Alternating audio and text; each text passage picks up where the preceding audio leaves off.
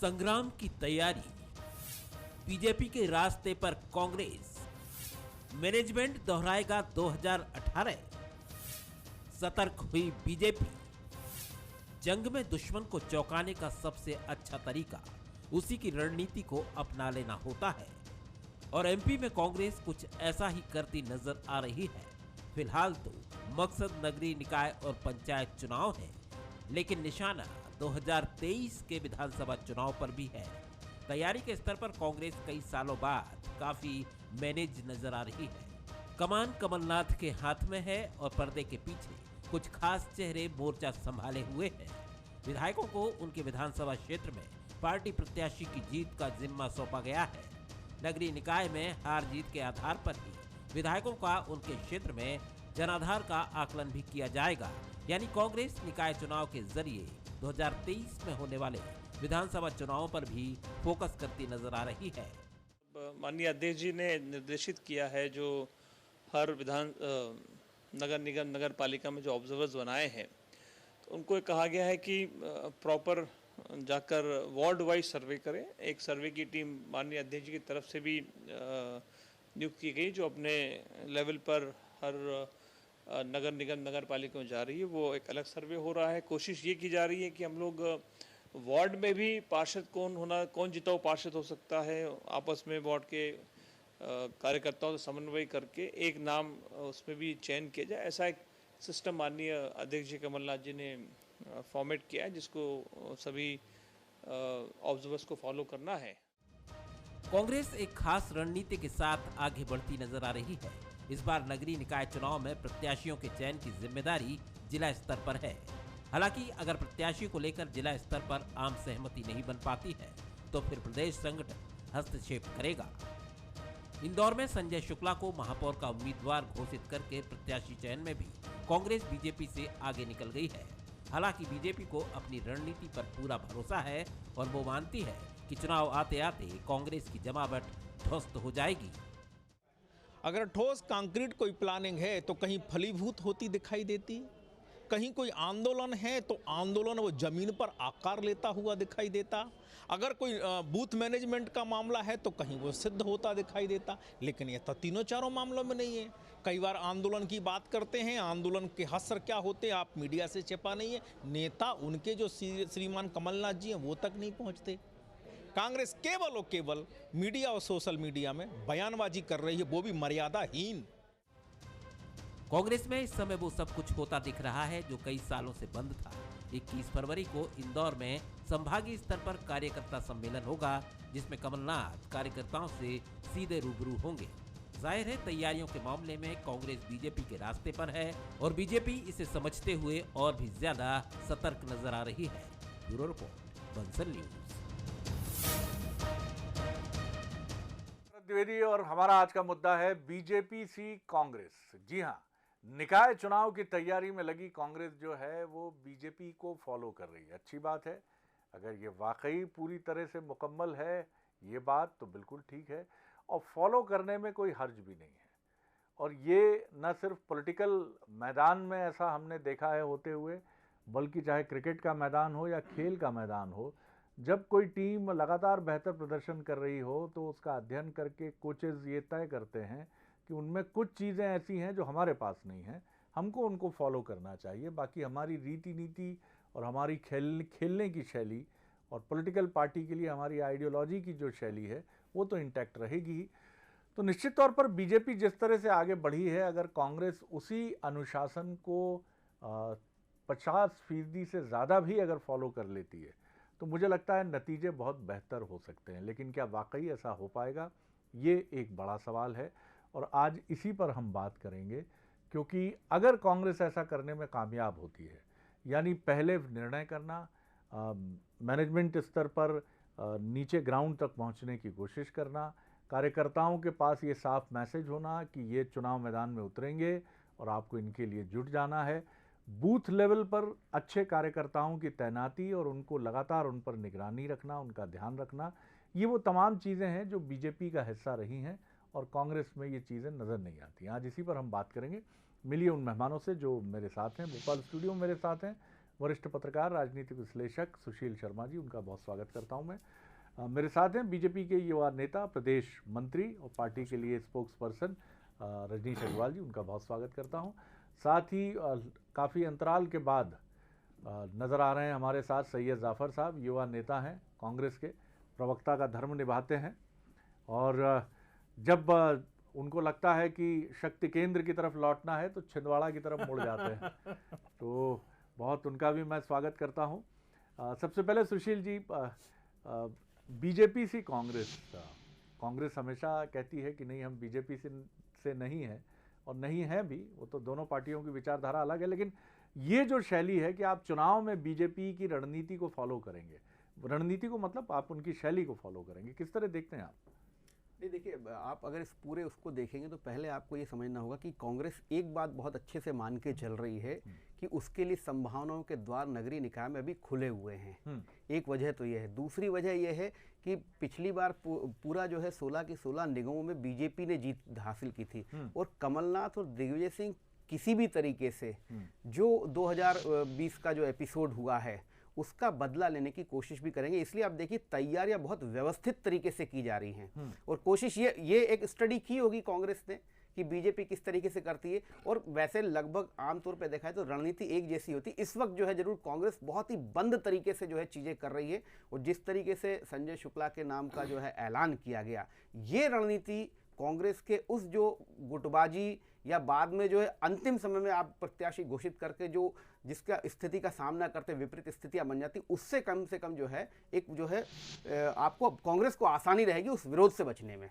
चलिए, मैं सैयद जाफ़र साहब की तरफ चलूँगा, फिर रजनीश जी की तरफ आऊँगा। जाफ़र साहब, आपकी एक चीज़ बड़ी हमें हमेशा से मुझे ख़ासतौर से पर्सनली मैं अपनी बात करूँ तो मुझे अच्छी लगती है कि सच से आप कभी बहुत छिटकने की कोशिश नहीं करते। कुछ तो मजबूरियां रही होंगी, यूं ही कोई अपनी पार्टी की गाइडलाइन नहीं छोड़ता, माफ़ कीजिएगा बद्र साहब, थोड़ा सा दाएं बाएं होने की कोशिश की है मैंने जी, लेकिन फिर भी आप मानते हैं ये जो चीज़ है, कितना आप कांग्रेस के चिंतनशील युवा नेताओं में से भी हैं, बीजेपी की शैली को फॉलो करने में कोई परेशानी भी नहीं, और जो अच्छी चीज़ें हैं हर टीम, हर पॉलिटिकल आउटफिट उसको फॉलो करता है। किस तरह देखते हैं आप इस चीज़ को? देखिए शरद जी, जब हम बात राजनीति की करते हैं तो जहां पर कांग्रेस पार्टी या भारतीय जनता पार्टी के राजनीतिक तरीके की अगर हम बात करेंगे तो कुछ मुद्दे ही ऐसे होते हैं जिस पर दोनों पार्टियों की विचारधारा और नीति अलग होती है। लेकिन जब हम अगर विकास की बात करेंगे या हम डेवलपमेंट की बात करेंगे या हम चुनाव को जीतने के लिए मुद्दों की बात करेंगे तो घूम फिर के सभी राजनीतिक दलों को आना उसी जगह पे पड़ता है कि कैसे हम मतदाता के ऊपर रिझा पाए मतदाताओं को या मतदाताओं को अपनी ओर आकर्षित करें। तो बहुत सारी चीजों पे ये बात जरूर होता है कि बहुत सारी चीजों पर कई बार पैरेलल चीज दिखने लगती है कि बीजेपी भी यही कर रही है, कांग्रेस भी यही कर रही है, और जो जिस चीज का मैंने अभी आपकी पूरी स्टोरी देखी कि उस स्टोरी में आप ये बताने की कोशिश मतलब आपका ये रिपोर्ट ये बताने की कोशिश कर रही है कि कांग्रेस पार्टी भी भारतीय जनता पार्टी की कुछ चीजों को अडॉप्ट कर रही है। तो देखो, याद होगा रजनीश जी,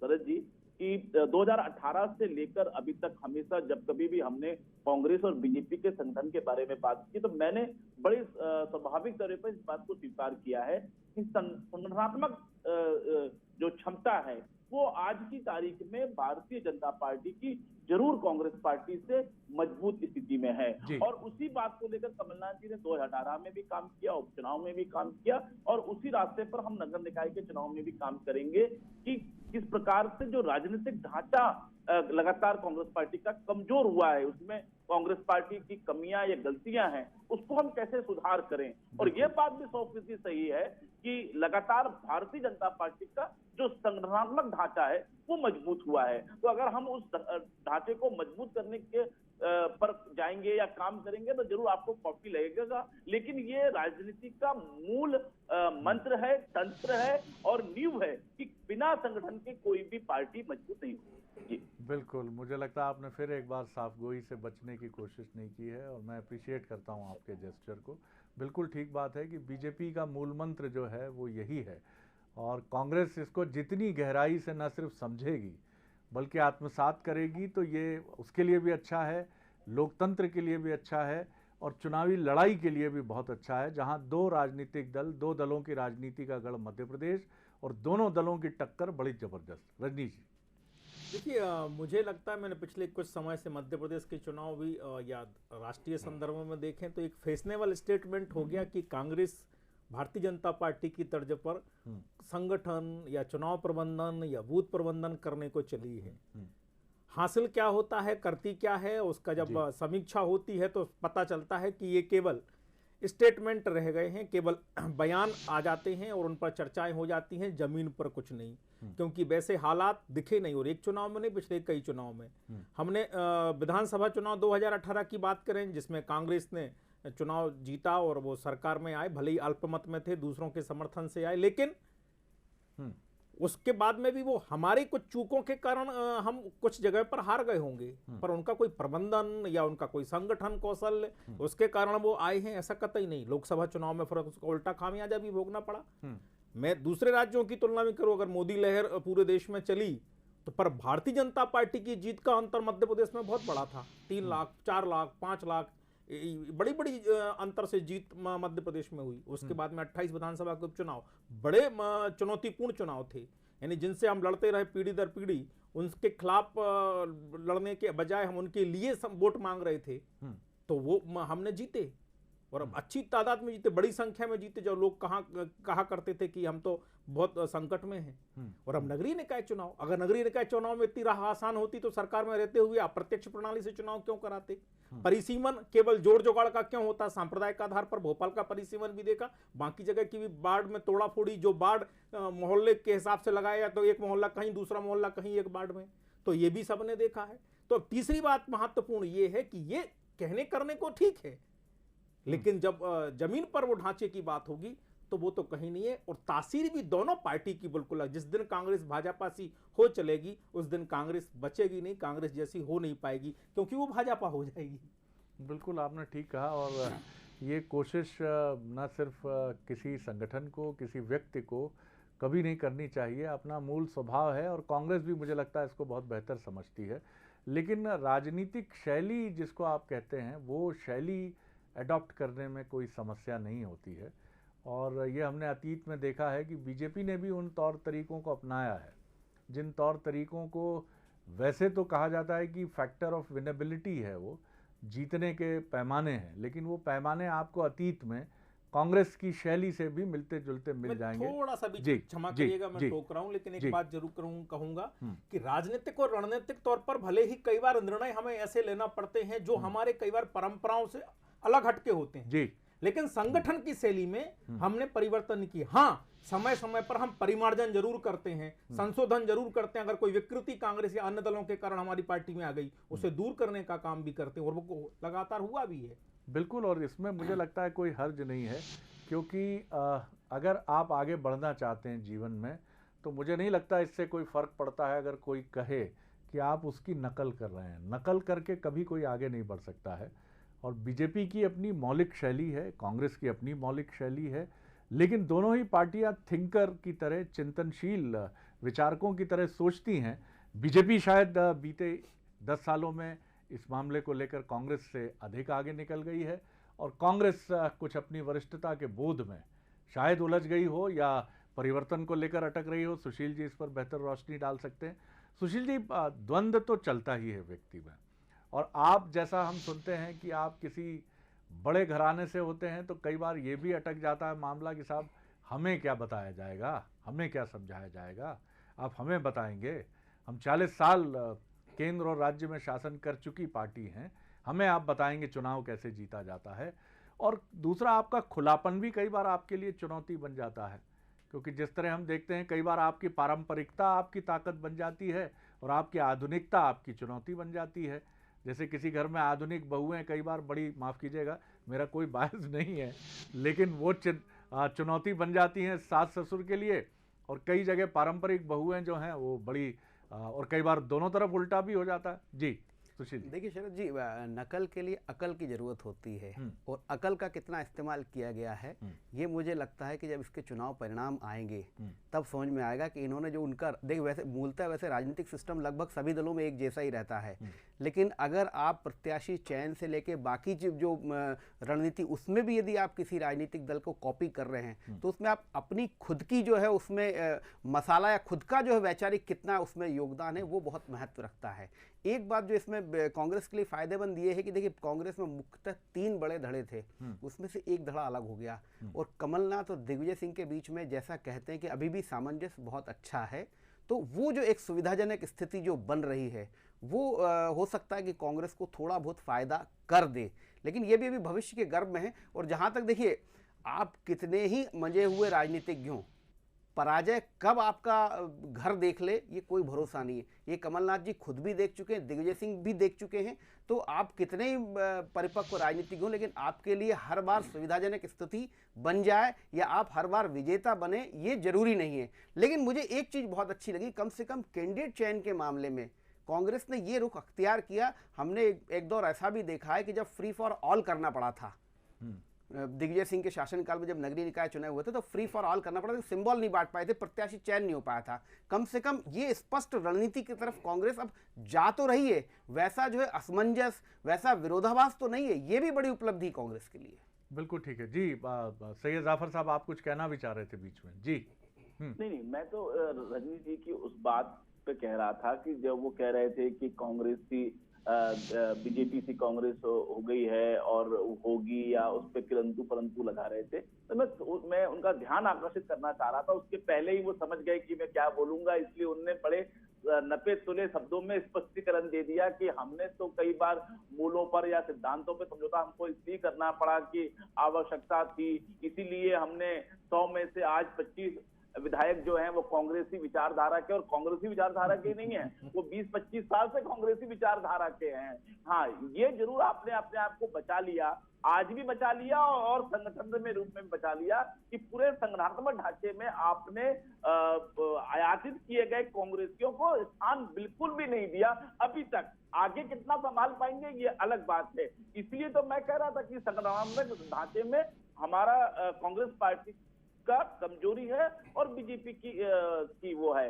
अब इसमें कांग्रेस इसको अडॉप्ट कर रही है या इसको कॉपी कर रही है, ये सवाल बिल्कुल नहीं है। जैसा कि हमारे वरिष्ठ पत्रकार जी बिल्कुल इस बात को कह रहे थे कि जो ढांचे होंगे या जो राजनीतिक संगठनात्मक कसावट होगी वो तो एक सीट होगी, लेकिन इसका संगठन का व्यक्ति कितना डिवोटेड है, कितना ईमानदार है और कितनी ईमानदारी से पार्टी लाइन को आम जनता तक पहुंचा के जा रहा है, ये महत्वपूर्ण होता है। जिसका मजबूत होता है, जिसका जो संगठन जिस बूथ पे जाके मजबूत होता है वहां पे वो लीड कर जाता है, क्योंकि वो अपने पार्टी की नीति को आम मतदाता के बीच। लेकिन जाफर साहब मुझे ये बताइए कि अरसा हो गया, मतलब हम करीब करीब 1 दशक से ये सुन रहे हैं कि हमें अपनी ये कमज़ोरी मालूम है, ये भी पता है कि इसका इलाज क्या है, निदान क्या है, क्षत्रपों गुटबाजी पर अंकुश ही इसका उपचार है। कांग्रेस के लिए जब तक कार्यकर्ता एकजुट नहीं होगा, वो जब तक स्थानीय क्षेत्रीय नेताओं की छत्र छाया से बाहर नहीं निकलेगा और वो ये मान नहीं लेगा कि नहीं कांग्रेस को मध्य प्रदेश में आगे बढ़ाना है, तब तक ये कठिनाई होगी।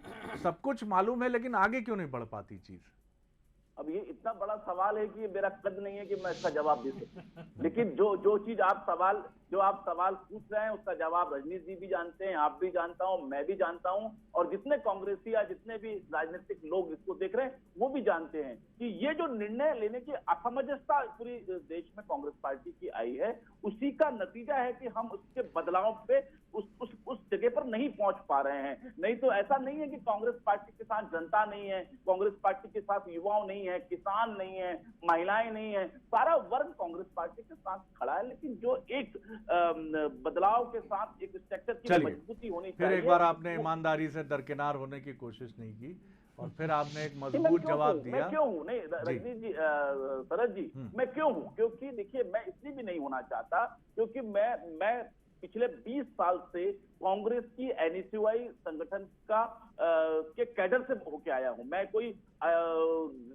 3 दिन में मैं नेता नहीं बना हूं। मैं जो 22 साल लगे हैं एनएसयूआई के ब्लॉक से लेके, जिला से लेके, प्रदेश से लेके राष्ट्रीय कार्य समिति में यूथ कांग्रेस पर और कांग्रेस के संगठन में भी मैंने पूरी ईमानदारी से हमारा जो चुनावी सिस्टम होता है उसमें भी बहुत अहम भूमिका निभाई है, सत्ता के केंद्र होता है उसमें भी अहम भूमिका निभाई है। तो अगर हम जैसे लोग जो इतने 20-22 साल के अनुभव के साथ काम कर रहे हैं, अगर वो भी अगर परिस्थितियों के हिसाब से समझौता करने लगे, बात करने लगे, तो कांग्रेस और मजबूत नहीं हो पाएगी। हम जैसे लोगों को आगे आके सच्चाई को स्वीकार करना पड़ेगा।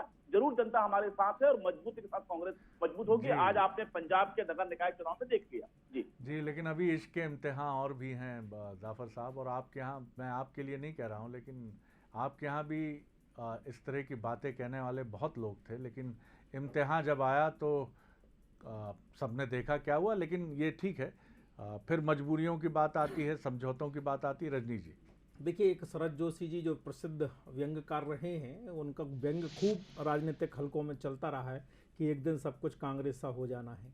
मुझे लगता है आप लोगों ने भी सुना होगा, पढ़ा होगा, और बड़ा प्यारा व्यंग्य उन्होंने लिखा है और हम लोग बार बार उसको पढ़ते हैं कि हम कहीं कांग्रेस जैसे ना हो जाएं। कांग्रेस इन आजादी के बाद लगातार शासन व्यवहार के कारण, राजनीतिक दल के कारण एक प्रतीक बन गई, एक प्रेरणा का कारण बन गई। राजनीति करो तो ऐसी करो, शासन में बैठे तो ऐसा काम करो। तो उससे हमें दूर होने की जरूरत है। और जो इस देश की तासीर है, जो इस देश के मूल्य हैं, समाज के मूल्य हैं, सांस्कृतिक मूल्य हैं, उनके साथ खड़े होइए। और उसी से उपजता है कार्यकर्ता, जो कार्यकर्ता केंद्रित होता है वो संगठन आगे बढ़ता है। भारतीय जनता पार्टी की यही विशेषता है। हम उसी तासीर के साथ में कई बार दाएं बाएं अगर होने की कोशिश करते हैं तो कार्यकर्ता को केंद्र में रखकर देखना शुरू करते हैं, जैसा आकांक्षा मनोभाव है। से तो नहीं कर रहे हैं। नहीं, मैं केवल भारतीय जनता पार्टी की बात कर रहा हूं। दूसरी बात, जो बात कही कि हमारे पास कुछ लोग आए और वो, देखिए, इस देश की विचारधारा ही एक है, इस देश की सोच, इस देश के मूल्य एक है, चित्ती एक है, सांस्कृतिक चेतना एक है। तो कोई बाहर से, सैयद जाफर जी आप अलग नहीं हो, आप केवल किसी कांग्रेस की कुछ रीति नीति के कारण कुछ बोलना वचन अच्छा होगा। मैं आपको व्यक्तिगत जानता हूं, जिस दिन आप हमारे साथ आ जाओगे आप उसी को लगेगा हम तो बहुत पुरानी पार्टी में हैं, क्योंकि ये इस देश की तासीर से जुड़े हुए लोग हैं हम लोग। और जो कांग्रेस अगर भाजपा से हो चली होगी तो मुझे लगता है सबसे ज्यादा प्रसन्नता हमें होगी। आप जो मूल्यों से जुड़िए ना, केवल कुछ चुनाव प्रबंधन के, मैंने कहा, फैशन स्टेटमेंट देने से काम नहीं चलेगा। जी जाफर साहब, आ रहा हूं, बिल्कुल आ रहा हूं आपकी तरफ। जी, रजनीश जी ने आपको बहुत बड़ी एक भावनात्मक जैसी अपील भी कर डाली है आपसे। जी देखिए, मैं बहुत संक्षेप में इस बात को रजनीश जी को बताना चाहता हूं, और रजनीश जी भी इसको स्वीकार करेंगे, या तो तथ्य स्वीकार नहीं करेंगे तो तथ्य देना पड़ेगा आपको। रजनीश जी, कांग्रेस पार्टी का जो सत्ता पक्ष का वो रहा है वर्किंग, और अगर हम पुराने की बात ना करें, अगर हम पुराने यूपीए सरकार की तुलना हम एनडीए सरकार के 6-7 साल के कार्यकाल में करेंगे, तो आप देखोगे रजनीश जी की सत्ता के मामले में कांग्रेस पार्टी ने जो भी योजना चलाई, मनरेगा चलाई, या विद्युत की योजना चलाई, या आरटीआई चलाई, या स्कूल की शिक्षा से संबंधित चलाई, या मिड डे मील चलाई, आपने वही चीजों को अडॉप्ट किया जिनको आप विपक्ष में रहते हुए चिल्लाते थे, बुरा बोलते थे। और उसके बाद कोई भी आप ऐसी नई चीजें बहुत सारी